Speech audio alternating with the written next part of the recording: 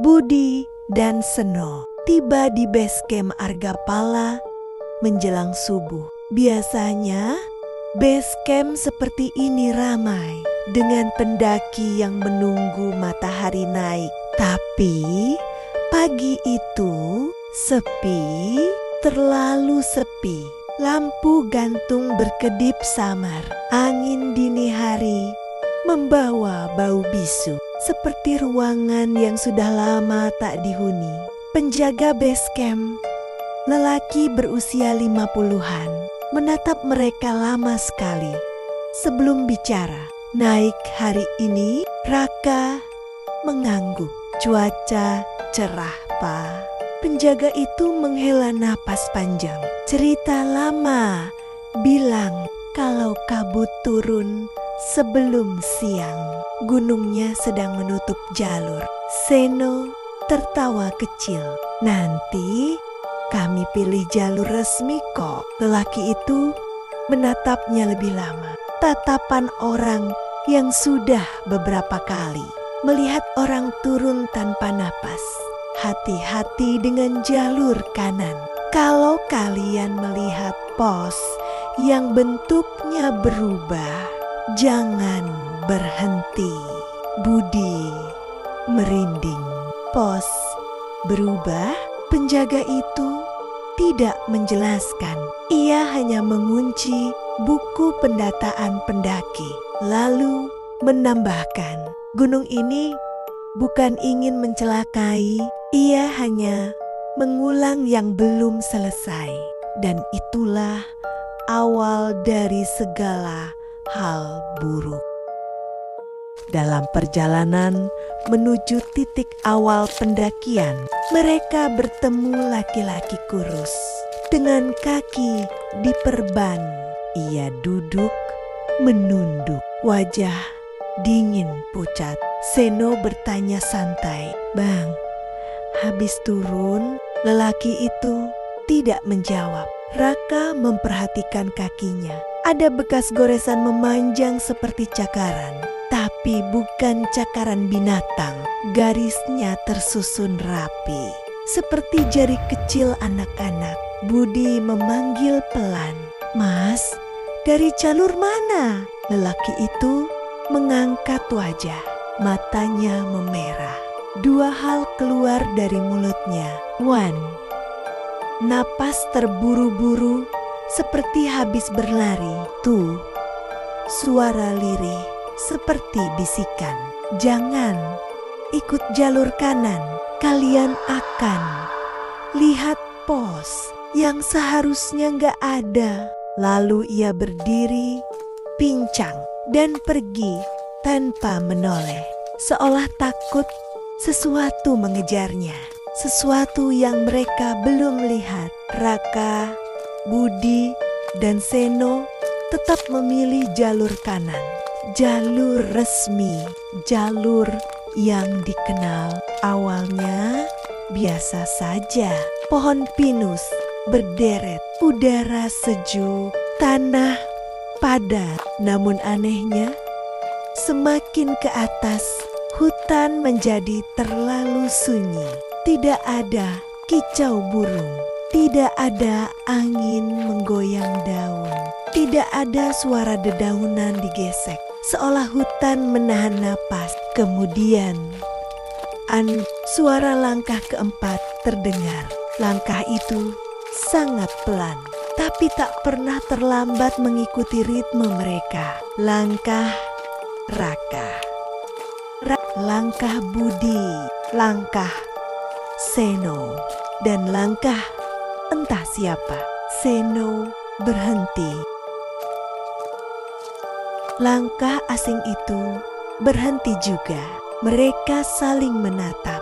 Budi berkata pelan, "Mungkin gema." Namun hati kecil mereka tahu, di hutan seperti ini tidak ada gema. Pukul 9 pagi, kabut tiba. Terlalu cepat, tidak wajar. Kabut itu memutari pohon-pohon dengan gerakan aneh, seperti seseorang sedang mengadu kabut dari tengah. Budi berbisik, "Kenapa baunya kayak karat?" Raka mengendus udara. "Itu bukan bau kabut, itu bau tanah basah bercampur darah tua." Dalam kabut, suara-suara sangat samar. "Sini, cepat, jangan tinggal." Mereka bertiga saling mendekat. Seno gemetar. Siapa yang ngomong? Tidak ada jawaban. Hanya kabut yang bergerak, seperti sesuatu hidup di dalamnya. Mereka tiba di pos 3, tapi bentuknya aneh. Tidak ada bangku kayu, tidak ada papan cuaca, hanya dinding tipis dan selembar kertas lusuh bertuliskan, "Jangan menyebut nama siapapun." Setelah matahari condong, Budi merinding. Kenapa aturan kayak gini ada di sini? Tidak ada yang menjawab. Mereka hanya duduk sebentar. Kabut menebal. Raka melihat jejak kecil di tanah. Jejak kaki anak-anak. Puluhan. Jejak itu mengarah masuk ke hutan gelap. Ia tak berani bertanya apapun.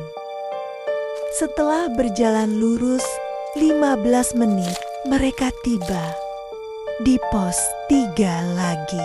Kali ini atapnya kusam, lebih tua, kayunya retak, kertas lusuh diganti catatan lain. Kalau dipanggil, jangan menoleh, jangan berhenti meski langkah mereka terdengar. Seno bersuara pelan, "Ini beneran muter." Budi mulai gemetar. Raka memotret pos itu, lalu mereka berjalan lagi. 15 menit kemudian, pos ketiga lagi. Tapi kini atapnya hampir roboh. Pajangan jamur hitam menempel di tiap sudut. Udara lebih dingin dan di sudut pos, tas carrier robek penuh tanah, penuh jejak jari kecil, seolah anak-anak memegangnya dari bawah tanah. Di samping tas itu ada secarik kain kaos pendaki dengan tulisan, "Aku tidak sendirian." Budi menutup mulut menahan jerit. Kabut makin tebal dan di tengah putih pekat itu terdengar bisikan. Budi menoleh refleks. Raka menahan kepalanya dengan sigap. "Jangan, itu bukan suara manusia." Namun suara itu terus datang, makin jelas. "Budi, aku di sini." Dan sosok perempuan muncul. Ia berjalan dengan kepala yang miring seperti patah. Pakaiannya sobek, hanya mata putihnya yang terlihat. Ia membawa sesuatu diseret di tanah. Seret, sebuah sepatu pendaki. Kotor, penuh tanah. Budi bergetar. "Itu sepatu manusia kan?" Seno mundur. Perempuan itu berhenti di depan mereka. Ia tersenyum retak. Jalurnya ditutup. "Tapi kalian datang." Mereka bertiga lari. Perempuan itu mengikuti, tidak menyentuh tanah. Ia melayang cepat dengan kepala tetap miring. Sementara dari balik kabut terdengar suara langkah kecil. Langkah itu tidak berat, bukan langkah pendaki, langkah anak-anak, dan suara tertawa lirih. Namun tawa itu bukan tawa senang, lebih seperti tawa menahan lapar.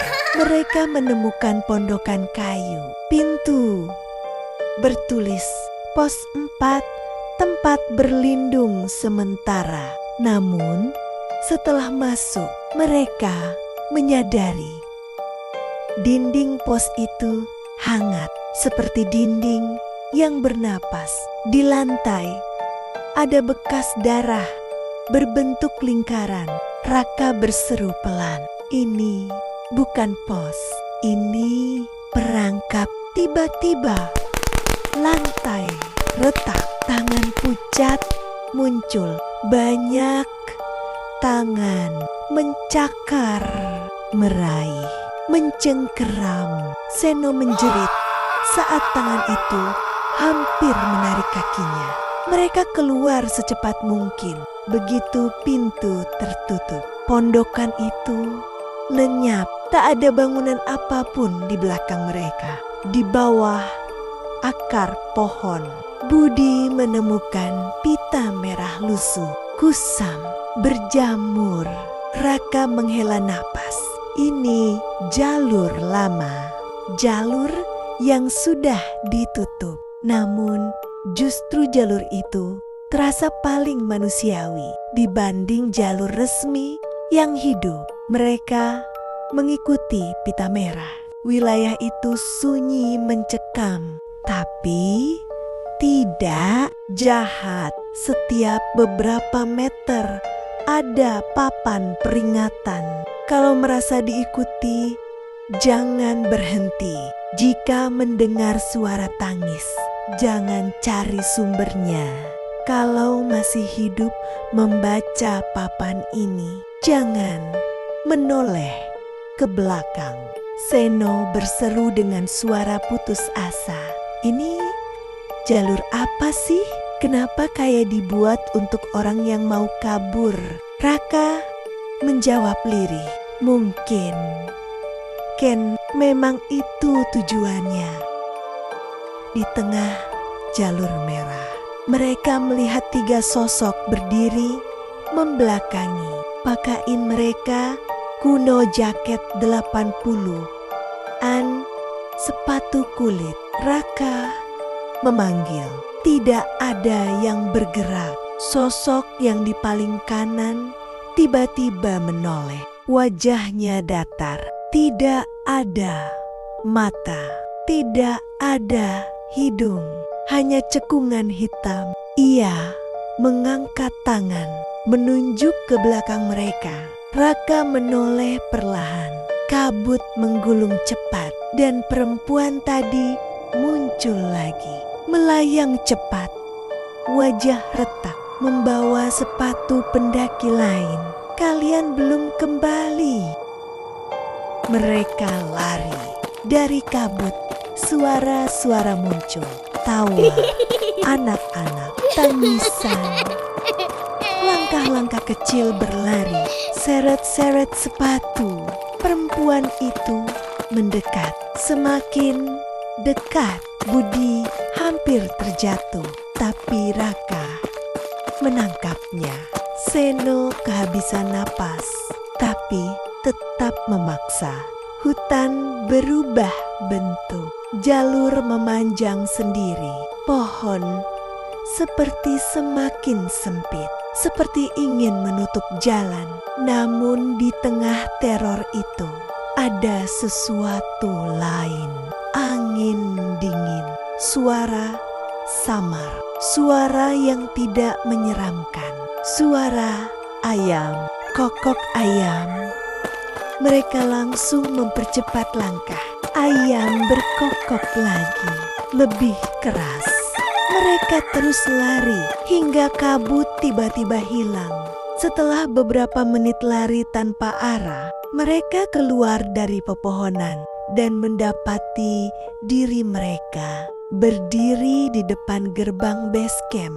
Langit cerah, tak ada kabut. Penjaga base camp yang sama menatap mereka dengan mata membesar. "Astaga, jalur kanan sudah saya tutup dari jam 5 sore." Raka tersengal-sengal. "Kami muter, lihat pos aneh, banyak sosok, dikejar." Penjaga itu langsung mengambil buku catatan lama. Ia membolak-balik halaman penuh noda. Ia menunjukkan nama 3 pendaki yang hilang tahun ke-1993. Mereka juga tersesat di jalur yang berubah-ubah. 3 orang seperti kalian. Budi menahan tangis. Penjaga itu membuka halaman terakhir yang baru ditulis hari itu. Tulisan itu masih basah. 3 pendaki kembali dengan selamat. Jalur merah telah menuntun mereka keluar. Jalur itu akan hilang lagi sampai dibutuhkan. Seno bertanya lirih, "Pak, siapa yang bikin jalur merah itu?" Penjaga itu tersenyum tipis. "Lelah pendaki yang tidak pernah turun." Raka, Budi, dan Seno selamat. Tapi sejak hari itu mereka bertiga punya aturan sendiri. Tidak pernah menyebut nama di gunung setelah sore. Tidak pernah menjawab panggilan dari kabut. Tidak pernah naik lagi saat jalur terasa terlalu sunyi. Dan setiap kali mereka lewat dekat gunung itu, tiba-tiba angin dingin berhembus. Seperti ada yang masih memantau mereka. Tapi bukan untuk mencelakai, melainkan memastikan mereka tidak tersesat lagi.